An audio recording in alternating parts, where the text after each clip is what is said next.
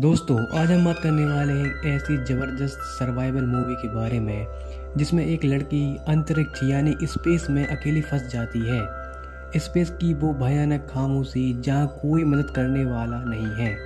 अब ये लड़की खुद को वहाँ पर कैसे जिंदा रखती है और कैसे मौत को मात देकर पृथ्वी पर वापस आती है, जानेंगे आज किस कहानी में। दोस्तों, इस मूवी का नाम है ग्रेविटी। तो मूवी की शुरुआत में हमें पृथ्वी के ऊपर एक स्पेस शटल दिखाया जाता है जहां पर नासा के कुछ एस्ट्रोनॉट हबल टेलीस्कोप को रिपेयर कर रहे हैं। इनमें एक लड़की होती है जिसका नाम रायन स्टोन है। यह उसका पहला स्पेस मिशन है, इसलिए उसे काम करने में थोड़ी परेशानी हो रही है।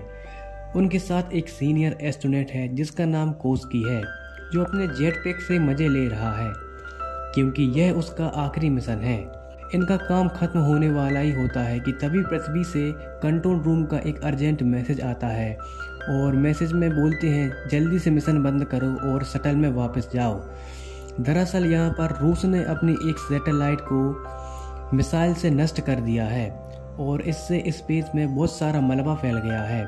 यह मलबा गोली की रफ्तार से भी तेज स्पेस में फैल रहा है और रास्ते में आने वाली सैटेलाइट को भी नष्ट कर रहा है, जिससे और भी ज़्यादा मलबा बन रहा है। इसी वजह से उनका पृथ्वी से सारा कम्युनिकेशन टूट जाता है।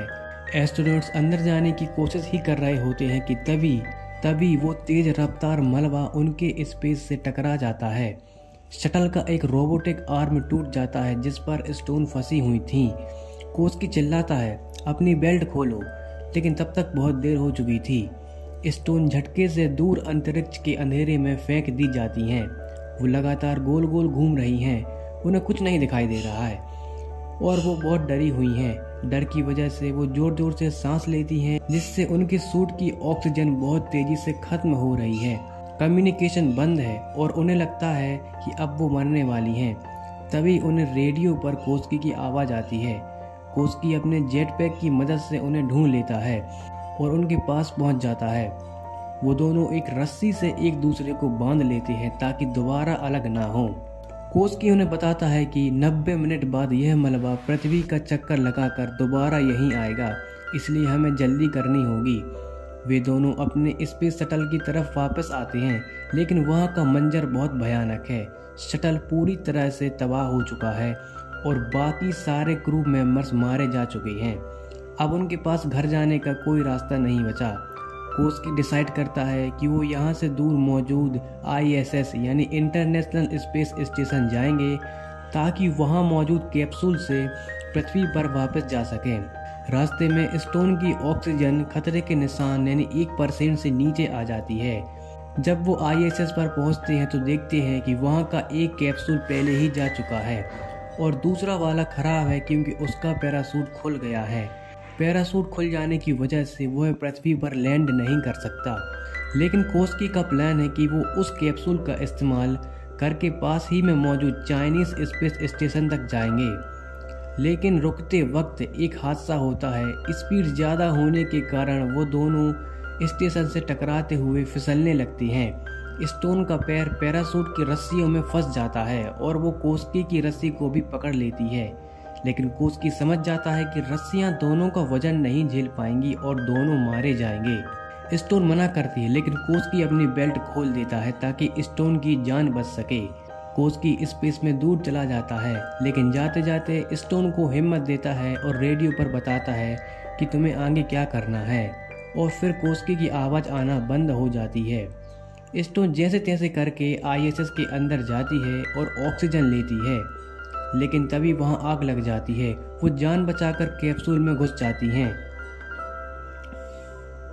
लेकिन जब वो कैप्सूल को अलग करने की कोशिश करती हैं तो वो अटक जाता है क्योंकि बाहर पैराशूट की रस्सियां फंसी हुई थीं।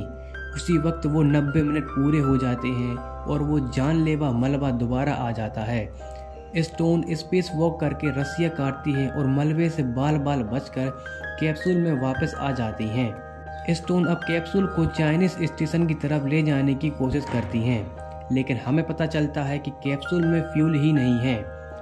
अब वो पूरी तरह टूट जाती हैं। रेडियो पर कोई जवाब नहीं आ रहा होता है और एकदम शांति हो जाती है। वो अपनी मौत को गले लगाने के लिए ऑक्सीजन सप्लाई बंद कर देती हैं। तभी बेहोशी की हालत में उन्हें एक भ्रम होता है।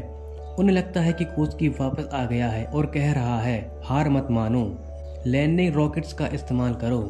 जब स्टोन होश में आती हैं तो उन्हें आइडिया मिलता है कि कैप्सूल में लैंडिंग के लिए जो एक्स्ट्रा रॉकेट्स लगे हैं उनका इस्तेमाल करके वो चाइनीज स्टेशन तक पहुंच सकती हैं। स्टोन कैप्सूल से चाइनीज स्टेशन के करीब पहुंचती है और छलांग लगा देती है।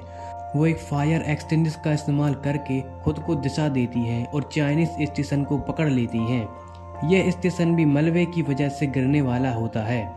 स्टोन जल्दी से अंदर जाती हैं और शनेझू नामक कैप्सूल में बैठ जाती हैं। सारे बटन चाइनीज भाषा में होने के कारण उन्हें नहीं पता चलता कि किस बटन से क्या हो रहा है, लेकिन अंदाजे से वह सही बटन दबा देती हैं और कैप्सूल चालू हो जाता है। कैप्सूल पृथ्वी के वायुमंडल में एंटर करता है। फ्रिक्शन की वजह से बाहर आग लग जाती है और बहुत गर्मी पैदा होने लगती है।